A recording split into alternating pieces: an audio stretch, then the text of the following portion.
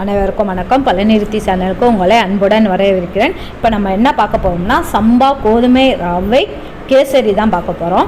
இந்த கேசரி நான் சொன்ன மாதிரி செஞ்சு பாருங்கள், அருமையாக இருக்கும், செம்ம டேஸ்ட்டுங்க உண்மையிலேயே. இதுக்கு வந்து என்னதுன்னா நெய் மட்டும் ஒரு 2 ஸ்பூன் வந்து ஊற்றிக்கோங்க. நெய் நல்லா காஞ்சோன்னே என்ன செய்யணும்னா பாதாம், அப்புறம் முந்திரி, பழம் பருப்பு, அதில் இருக்கும்ல பழம் பருப்பு, ஏலக்காய் எல்லாமே நல்லா போட்டு வறுத்து எடுத்து தனியாக எடுத்து வச்சுக்கோங்க.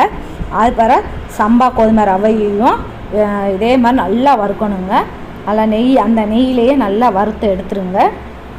நல்லா கோதுமை அந்த வாடை வந்து நல்லா கம்மன்னு வாடை வரும். அந்த வாடை வர வண்டிக்கும் நல்லா வறுத்து எடுங்க. அப்புறம் இன்னொரு சைடு வந்து என்னதுன்னா வெந்நீர் வந்து நல்லா கொதிக்க விட்டுக்கோங்க. நல்லா கொதிக்க விட்டுட்டு அதுக்கு அடுத்து வந்து இதில் வந்து ஊற்றி நல்லா கொதிக்க விடணும். நல்லா கோதுமை ரவை வந்து வேகணுங்க. இப்போ நான் எடுத்து வச்சுருந்த முந்திரி பருப்பு, பாதாம் பருப்பு எல்லாத்தையுமே என்ன செஞ்சுட்டேன்னா அந்த இதோட போட்டு மறுபடியும் கிளறி விட்டுட்டேன். நல்லா வெந்நீர் வந்து நல்லா கொதித்து வந்த பிறகு கொஞ்சம் கொஞ்சமாக ஊற்றி நல்லா வேக விடணும். நல்லா வெந்தால் தான் இதுக்கு வந்து நல்லா டேஸ்ட்டாக இருக்கும். நீங்கள் இதுக்கு கலர் காம்பினேஷனுக்கு நம்ம சும்மா சாதா ரவை கேசரிக்கு எப்படி போடுவோமோ அதே மாதிரி நீங்கள் கலர் வேணும்னா என்ன கலர்னாலும் உங்களுக்கு விருப்பம் தான் கலர் வந்து சேர்த்துக்கோங்க. நான் வந்து கலர் இல்லாமல் தான் இன்றைக்கி வந்து சேர்த்துருக்கேன். ஏன்னா வெள்ளத்தில் இன்றைக்கி செய்வோன்ட்டு வெள்ளத்தில் நான் செஞ்சதுனால. இப்போ சர்க்கரை போட்டோம்னா சர்க்கரைக்கு வந்து ஏதாச்சும் கலர் வந்து நம்ம போட்டுக்கலாம். வெந்நீர் நல்லா கொதிச்சிருச்சு. கொதித்தோடனே கொஞ்சம் கொஞ்சமாக ஊற்றி கிண்டி விட்டுக்கிட்டே இருக்கிறேன். நல்லா வேகணுங்க. அதனால தண்ணி நல்லா நிறையாவே ஊற்றுங்க. ஏன்னா இது வந்து சம்பா கோதுமை ரவைனால கோதுமை வந்து வேகிறதுக்கு கொஞ்சம் டைம் ஆகிடும்.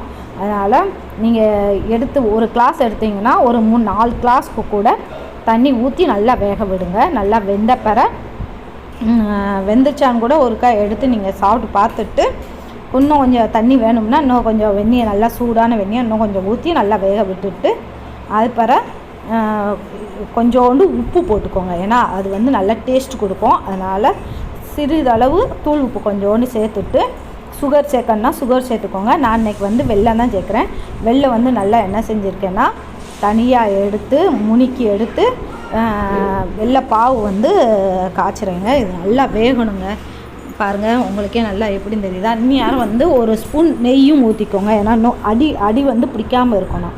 நம்ம வந்து கிண்ட வந்து அடியில் பிடிக்காமல் இருக்கிறதுக்காண்டி கூட ஒரு 2 ஸ்பூன் வந்து நெய் ஊற்றிக்கோங்க. நெய் எவ்வளோக்கு எவ்வளோ ஊற்றுறோமோ நல்லா டேஸ்ட் கொடுக்குங்க.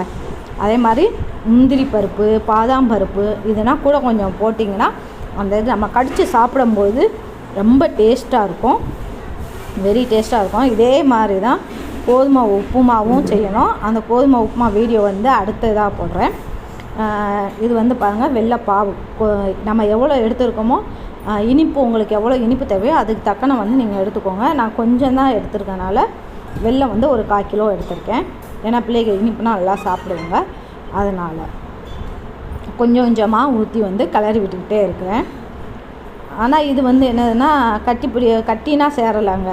நம்ம ரவைனா கூட கட்டி சேர்ந்துடுது. இதில் வந்து கட்டினா சேரலை. அழகாக உதிரியாக தான் வருது.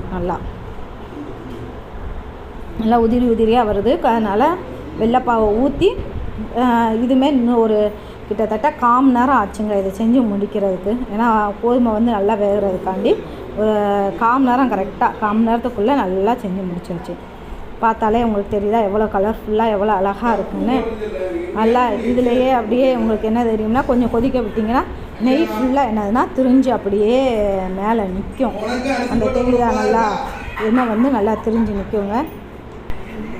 தண்ணி எல்லாமே வற்றின பிற அழகான சம்பா ரவை கேசரி வந்து ரெடிங்க.